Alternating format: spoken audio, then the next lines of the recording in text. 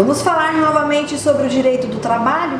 O telespectador do Simples Assim assiste às nossas entrevistas e depois também tem algumas dúvidas sobre outros assuntos e sempre manda pra gente. Dessa vez não foi diferente. Uma telespectadora assistiu a entrevista com o Dr. Braulio Monte Júnior, que é advogado, mestre em Direito do Trabalho, ele é coordenador do curso de Direito do IMES Catanduva, e aí então ela também mandou a sua pergunta. E por isso a gente está de volta aqui no escritório do Dr. Braulio para mais uma vez falar sobre esse assunto. Dr. Braulio, muito obrigada por receber a gente mais uma vez. Eu que agradeço. Bom, a pergunta veio da telespectadora que pediu para não se identificar. Ela conta que trabalha há 4 anos numa residência como empregada doméstica, mas ela não tira as férias dela naquele mês inteiro, como é de praxe. Sempre que a patroa viaja, a patroa dá folga para ela e depois desconta esta folga dos seus dias de férias. E ela pergunta se isso está correto. As férias, elas não podem ser descontadas dias. As férias, elas vêm evoluindo de uma certa forma, ficaram estáticas por muitos anos, né? E ela sempre, como eu já disse até algumas vezes aqui, ela tinha 2 formas das férias antigamente. 30 dias são 20 dias que a pessoa deveria tirar. Hoje tem aqueles cálculos lá, assim, de número de dias e tal. Porém, as férias uma coisa denominador comum em todas as mudanças de férias. Nunca se pode descontar dias. Sobretudo naqueles, por exemplo, a patroa vai viajar de quarta a domingo, daí ela concede esses 5 dias para o empregado e o empregado descontado das férias não pode. Isso é bem errado, isso aí não pode fazer. Cabe a ela, então, que entra em contato conosco, conversar com a patroa para tentar um denominador comum nessa relação. Porque quando as férias não são dadas corretamente, Gislaine, assim, elas devem ser pagas em dobro, porque elas não foram dadas corretamente. Então, portanto, não foram dadas férias e não foram dadas provavelmente dentro do período concessivo, então elas devem ser pagas em dobro, não 60 dias de férias, ela tem que 30 dias, mas o pagamento é em dobro. Se ela quiser dar folga, pode dar folga, mas não vai descontar esses dias folgados das férias. Aqui a trabalhadora tem direito. Não pode descontar jamais. A gente sempre soube em muitas entrevistas com o Dr. Braulio, o direito dos trabalhadores domésticos diferia, né, em alguns pontos daquele trabalhador urbano que a gente chama e de outras categorias. Mas de uns tempos para cá, algumas coisas começaram a ficar muito parecidas. Vamos fazer um review aí, Dr. Braulio, dizer quais são de fato hoje os direitos e os deveres do trabalhador doméstico. Nós temos 3 tipos de trabalhadores no nosso sistema: o trabalhador doméstico, o rural e o trabalhador urbano. O trabalhador doméstico, ele tem um conceito que é aquela pessoa natural que presta serviço para uma pessoa ou família no âmbito residencial e que a atividade do trabalhador empregado doméstico não gere lucro para o empregador. E nós temos o trabalhador rural, que é aquele sujeito que presta o serviço na área rural, pecuária ou agrícola, para um empregador rural. E note bem que não precisa ser nem no sistema considerado pela prefeitura de zona rural, pode ser até dentro da cidade, não importa, desde que seja agricultura e pecuária. Bom, e o que sobrar de trabalhador é urbano. O trabalhador urbano, a CLT é aplicável a ele, consolidação das leis do trabalho, de 1º de maio de 1943. Essa regra, conhecida por nós como CLT, ela é aplicável ao trabalhador urbano. A lei do rural aplica-se ao rural e a lei do doméstico aplica-se ao doméstico. Então, nós temos 3 regras diferentes. Às vezes, a gente vai e busca um pouquinho de ajuda da CLT, para o doméstico, por exemplo, no tocante às férias. A gente vai lá e busca lá dos artigos 129 até o 153 lá da CLT, empresta, mas o doméstico devolve aqueles artigos para a CLT. Isso pode.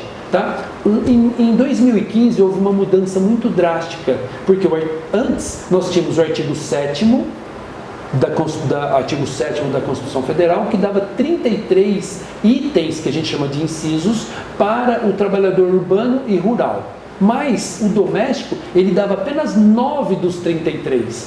Apenas 9. Por que fizeram isso? Aí vai uma crítica bem clara, não tenho papas na língua para dizer. Porque quem escreveu a regra tinha empregado doméstico. Então ele reduziu, claro, né? Ele pensou nele e diluiu lá alguns vários direitos dos trabalhadores. Quando chegou em 2015, a gente começou a criar algumas coisas. Apareceu o fundo de garantia obrigatório. Antes era optativo, apareceu o optativo e depois apareceu o obrigatório. Apareceu o obrigatório, de 2015 para cá, se tornou obrigatório o fundo de garantia para o trabalhador doméstico. O trabalhador doméstico, aí apareceu a Lei 150, a Lei Complementar 150, também de 2015, dando muitos direitos ao trabalhador doméstico, como a hora diária de trabalho, jornada, a hora do intervalo, o descanso, se ele dorme no emprego ou não, o descanso semanal remunerado, e apareceram alguns direitos dos trabalhadores que quase chegou perto do trabalhador urbano e rural. Chegou bem perto. Não deu tudo, mas chegou perto deles. Um dos pontos, doutor Braulio, que é a questão do trabalhador doméstico ter direito ao descanso semanal. E muitos trabalhadores querem esse descanso no sábado e no domingo. Tem aqueles que ainda trabalham no sábado e tem o domingo de folga, mas muitos querem ambos, sábado e domingo, como folga.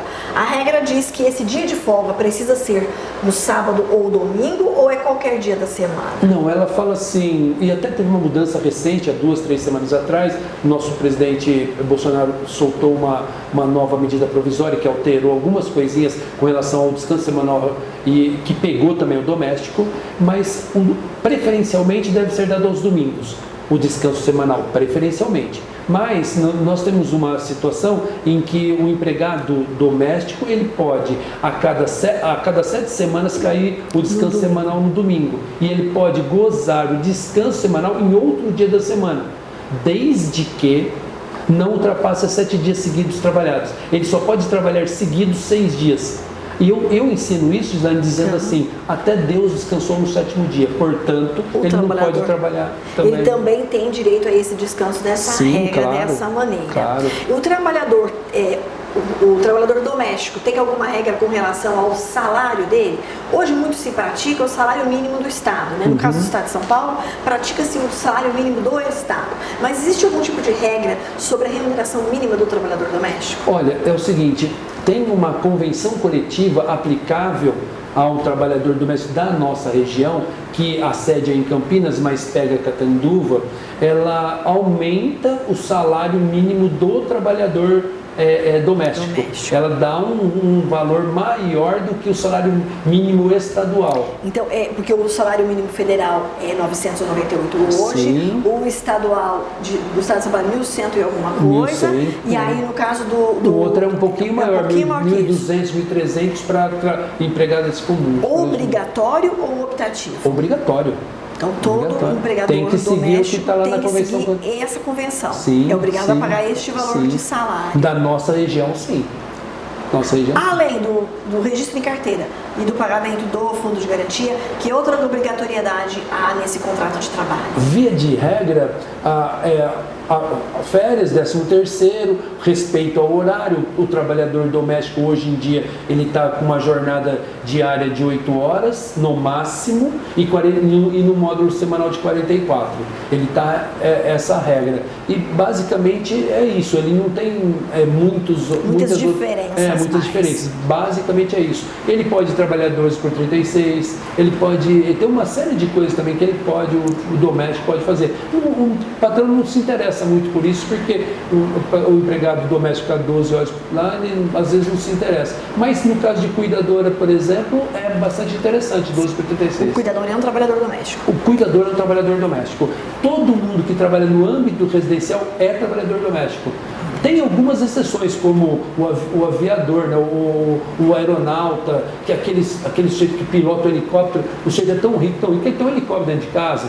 Esse sujeito ele tem uma regra própria, então ele não se aplica às regras do trabalhador doméstico. A exceção de um ou outro desse tipo, todo mundo que trabalha na residência é trabalhador doméstico. Muitíssimo obrigada, doutor Braulio. Eu que agradeço mais uma vez, muito obrigado.